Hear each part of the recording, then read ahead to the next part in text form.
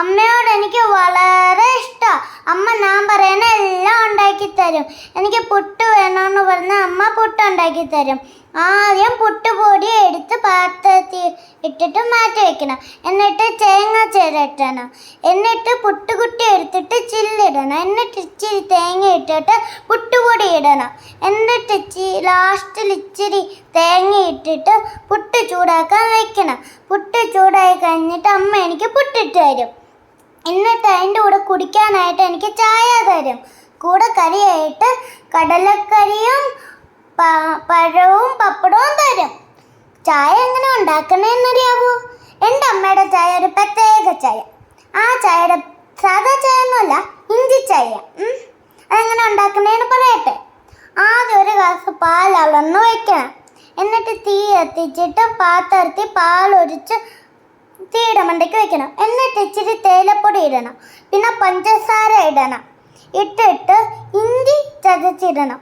ഇഞ്ചിക്കൊക്കെ വളരെ വിലയാണ്. അതുകൊണ്ട് എണ്ണോ മേടിച്ച് ഇഞ്ചി തന്നെ ഇപ്പോഴും ഉപയോഗിച്ചുകൊണ്ടിരിക്കണം കേട്ടോ.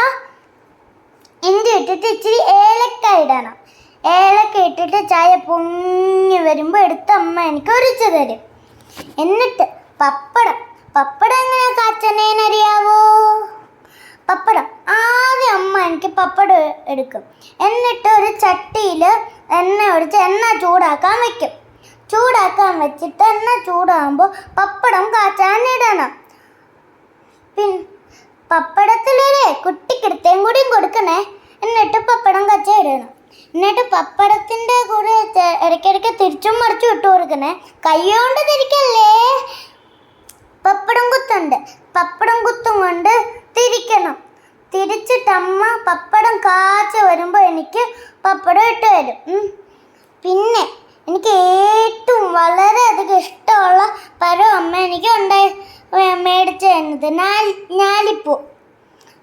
എല്ലാം കൂടി ഞാൻ കൂട്ടി തിന്നും.